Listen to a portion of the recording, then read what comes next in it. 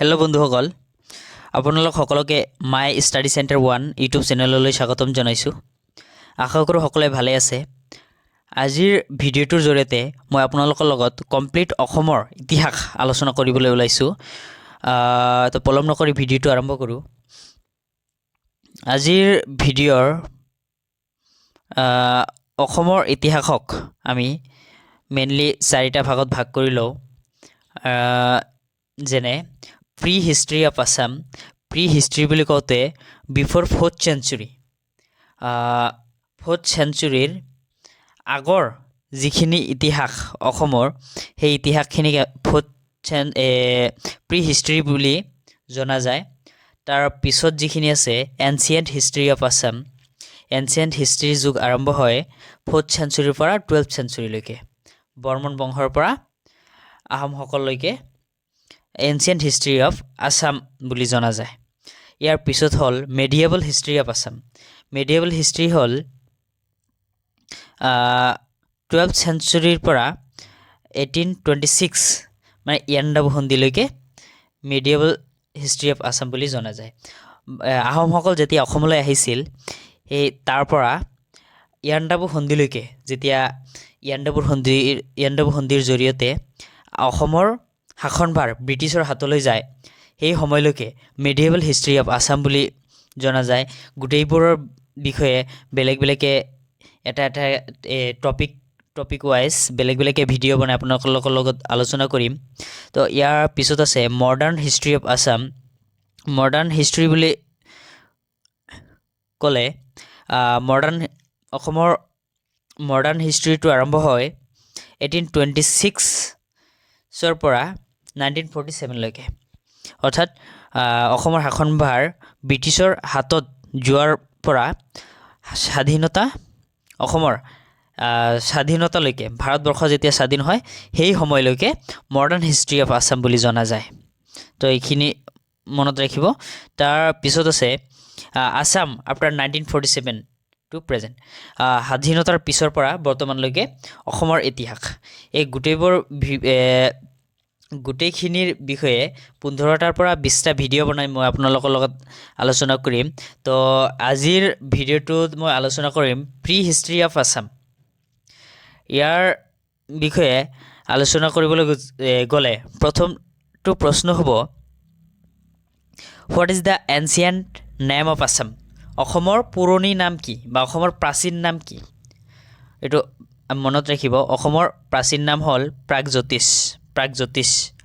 আৰু প্ৰাগজ্যোতিষপুৰ আছিলে প্ৰাগজ্যোতিষৰ ৰাজধানী, মনত ৰাখিব।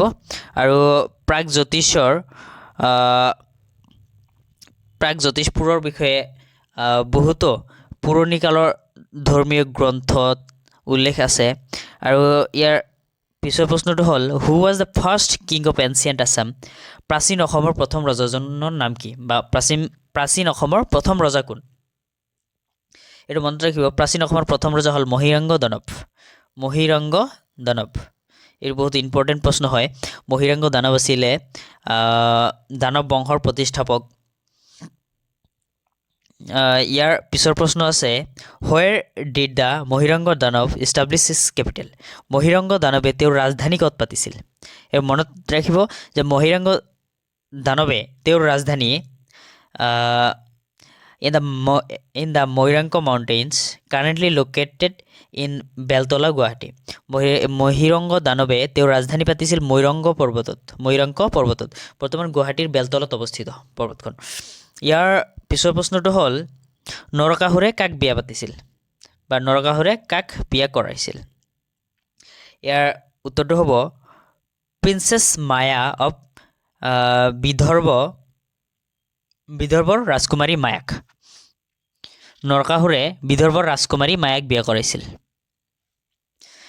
ইয়াৰ পিছৰ প্ৰশ্নটো হ'ল, হু কিল্ড নৰকাসুৰ? নৰকাসুৰক কোনে বধ কৰিছিল?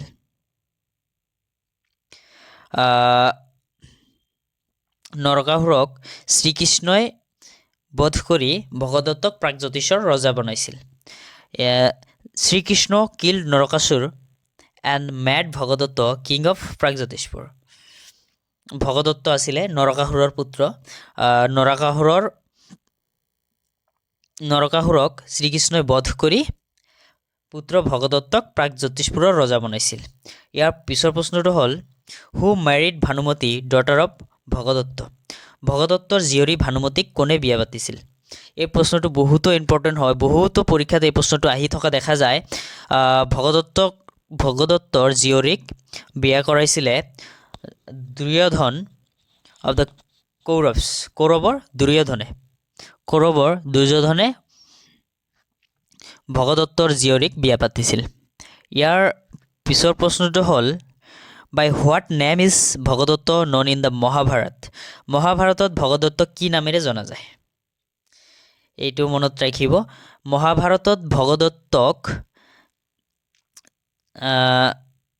The lord of mountains, the king of the mountains, the inhabitants of the eastern C.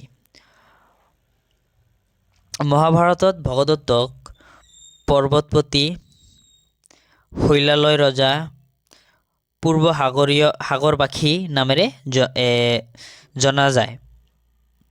ইয়াৰ পিছৰ প্ৰশ্নটো হ'ল who from Assam participated in the battle of Kurukshetra.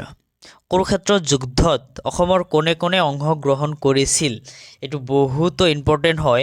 কুৰুক্ষেত্ৰৰ যুদ্ধত অসমৰ পৰা দুজন বীৰে অংশগ্ৰহণ কৰিছিল। এইটো ভালকৈ মনত ৰাখিব। কুৰুক্ষেত্ৰৰ যুদ্ধত অসমৰ পৰা দুজন বীৰে দুটা দলৰ পক্ষত অংশগ্ৰহণ কৰিছিল।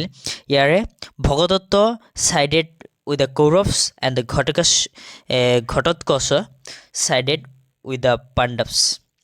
আপোনালোকে সকলোৱে নিশ্চয় গম পায় যে কুৰুক্ষেত্ৰৰ যুদ্ধ হৈছিলে কৌৰৱ আৰু পাণ্ডৱৰ মাজত। কৌৰৱৰ পক্ষত ভগদত্তই অংশগ্ৰহণ কৰিছিল আৰু পাণ্ডৱৰ পক্ষত ঘটোৎকচে অংশগ্ৰহণ কৰিছিল। এইখিনিতে আপোনালোকৰ মনত প্ৰশ্ন জাগিব পাৰে যে ঘটোৎকচ কোন হয়? ঘটোৎকচ আছিল দ্বিতীয় পাণ্ডৱ ভীমৰ ঔৰসত আৰু মণিপুৰৰ জীয়ৰী হিড়িম্বাৰ গৰ্ভত জন্মগ্ৰহণ কৰা মহাবীৰ আছিল ঘটোৎকচ। এইটো হ'ল পাণ্ডৱৰ ভীমৰ পুত্ৰ। ঘটোৎকচ আছিল ভীমৰ পুত্ৰ, মনত ৰাখিব। ইয়াৰ পিছৰ প্ৰশ্নটো হ'ল who built the Mahabhairav temple. Mahabhairav মন্দিৰ কোনে সাজিছিল? এই প্ৰশ্নটোৰ পৰা বহুতো প্ৰশ্নৰ সৃষ্টি হয়, যেনিবা মহাভৈৰৱ মন্দিৰ ক'ত অৱস্থিত? সেই প্ৰশ্নটো পৰীক্ষাত আহি থকা দেখা যায়। ইয়াৰ উত্তৰটো হ'ব the Bana king build the Rudrapada temple along with the Mahabhairav temple at Tezpur. Bana ৰজাই তেজপুৰত মহাভৈৰৱ মন্দিৰৰ লগত ৰুদ্ৰপদ মন্দিৰ সাজিছিল। তো মহাভৈৰৱ মন্দিৰখন বাণ ৰজাই সাজিছিল তেজপুৰত, আৰু ইয়াৰ লগতে ৰুদ্ৰপদ নামৰ এটা মন্দিৰো সাজিছিল তেজপুৰত। এইটো ভালকৈ মনত ৰাখিব। ইয়াৰ পিছৰ প্ৰশ্নটো হ'ল হু ৱাজ ৰুক্মিণী। ৰুক্মিণী কোন? এইটো মনত ৰাখিব ভালকৈ। ৰুক্মিণী হ'ল ভীষ্মকৰ জীয়ৰী। She is the daughter of king Bhishma. ভীষ্মকৰ জীয়ৰী আছিল ৰুক্মিণী। এইটো ৰুক্মিণীক শ্ৰীকৃষ্ণই বিয়া পাতিছিল, ভালকৈ মনত ৰাখিব। ইয়াৰ পিছৰ প্ৰশ্নটো হ'ল হু ৱাজ বব্ৰুবাহন। বব্ৰুবাহন কোন? বব্ৰুবাহন হ'ল তৃতীয় পাণ্ডৱৰ। আপোনালোকে সকলোৱে গম পায় যে পাণ্ডৱৰ 5 ভাই আছিলে, সিহঁতৰ তৃতীয় নম্বৰ ভাই যিটো আছিলে তাৰ নাম আছিলে অৰ্জুন, আৰু সেই অৰ্জুনৰ পুত্ৰ আছিলে বব্ৰুবাহন। আৰু ইয়াৰ পিছৰ প্ৰশ্নটো হ'ল নৰকাসুৰ ফাউণ্ডেড হুইচ ডাইনেষ্টি। নৰকাসুৰে কোনটো বংশ প্ৰতিষ্ঠা কৰিছিলে? নৰকাসুৰে ভৌম বংশ প্ৰতিষ্ঠা কৰিছিল। এইটো আপোনালোকে ভালকৈ মনত ৰাখিব যে নৰকাসুৰে দানৱ বংশৰ শেষৰজন ৰজা ঘটকাসুৰক বধ কৰি নিজে শাসনত বহে আৰু এক নতুন বংশৰ প্ৰতিষ্ঠা কৰে। সেই বংশটোৰ নাম দিয়ে ভৌম ডাইনেষ্টি বা ভৌম বংশ। ভালকৈ মনত ৰাখিব প্ৰশ্নটো।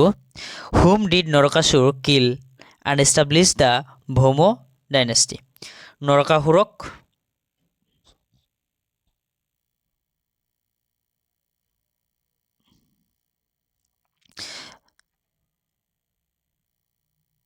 নৰকাসুৰে কাক হত্যা কৰি ভৌম বংশৰ প্ৰতিষ্ঠা কৰিছিল?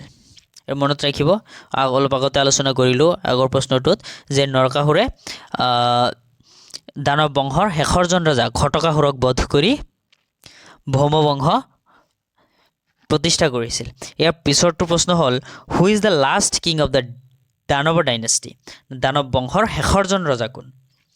এইটো অলপ আগতে আলোচনা কৰিলোঁ যে নৰকাসুৰে দানৱ বংশৰ শেষৰজন ৰজা ঘটকাসুৰক বধ কৰি ভৌম বংশ প্ৰতিষ্ঠা কৰিছিলে। সেয়েহে দানৱ বংশৰ শেষৰজন ৰজা হ'ল ঘটকাসুৰ। মনত ৰাখিব। ইয়াৰ পিছৰ প্ৰশ্নটো হ'ল, according to Ramayana Amartyaraja was the founder of which kingdom? ৰামায়ণৰ মতে অমৰ্ত্যৰাজ কোন ৰাজ্যৰ প্ৰতিষ্ঠাপক আছিল? এইটো মনত ৰাখিব, এইটো বহুত ইম্পৰ্টেণ্ট হয়। অমৰ্ত্যৰাজ আছিলে, ৰামায়ণৰ মতে অমৰ্ত্যৰাজ কোন আছিলে? অমৰ্ত্যৰাজ আছিলে প্ৰাগজ্যোতিষপুৰৰ প্ৰতিষ্ঠাপক। এইটো মনত ৰাখিব, অমৰ্ত্যৰাজ আছিলে প্ৰাগজ্যোতিষপুৰৰ প্ৰতিষ্ঠাপক। ইয়াৰ পিছৰ প্ৰশ্নটো হ'ল, according to the Mahabharata who rule the Pragjyotishpur kingdom during the Kurukshetra war? কুৰুক্ষেত্ৰৰ যুদ্ধৰ সময়ত প্ৰাগজ্যোতিষপুৰত কোনে ৰাজত্ব কৰিছিলে? এইটো বহুত ইম্পৰ্টেণ্ট হয়। কুৰুক্ষেত্ৰৰ যুদ্ধৰ সময়ত প্ৰাগজ্যোতিষপুৰত ভগদত্তই ৰাজত্ব কৰিছিলে। ভগদত্তৰ বীৰত্বৰ কথা মহাভাৰতৰ দ্ৰোণ পৰ্বত উল্লেখ কৰা আছে। তেওঁ কুৰুক্ষেত্ৰৰ যুদ্ধত কেনেদৰে নিজৰ বীৰত্ব দেখুৱাইছিলে সেই বিষয়ে মহাভাৰতৰ দ্ৰোণ পৰ্বত উল্লেখ কৰা আছে। এইটো মনত ৰাখিব, বহুত ইম্পৰ্টেণ্ট হয়। ইয়াৰ পিছৰ প্ৰশ্নটো হ'ল, what was the name of the elephant of Bhagadatta? ভগদত্তৰ হাতীটোৰ নাম কি? ভগদত্তৰ হাতীটোৰ নাম আছিল সুপ্ৰতীকা। বা কিছুমান পৰীক্ষাত দেখা যায় যে ইয়াত অপশ্যনত সুপ্ৰতীকা দিয়া নাথাকে, ইয়াত ঐৰাৱত বুলি এটা অপশ্যন দিয়া থাকে। যদি আপোনালোকে অপশ্যনত সুপ্ৰতীকা নাপায় তেন্তে ঐৰাৱত বুলি যদি অপশ্যন থাকে সেই অপশ্যনটো শুদ্ধ বুলি দি থৈ আহিব। তো আজি এইখিনিয়ে আছিলে। যদি ভিডিঅ'টো ভাল লাগে অনুগ্ৰহ কৰি চেনেলটো ছাবস্ক্ৰাইব কৰি দিব, ভিডিঅ'টো লাইক, কমেণ্ট আৰু শ্বেয়াৰ কৰি দিব মোৰ আগন্তুক ভিডিঅ'বোৰ পাই থাকিবলৈ। ইয়াৰ পিছত মই আলোচনা কৰিম বৰ্মন বংশৰ বিষয়ে, আৰু তাৰপিছত লাহেকৈ আগবাঢ়ি যাম ভিডিঅ'বোৰ বনাই। তো ধন্যবাদ জনাইছোঁ সকলোকে। যদি ভিডিঅ'টোত কিবা ভুল হয় অনুগ্ৰহ কৰি কমেণ্টত জনাই দিব। ধন্যবাদ।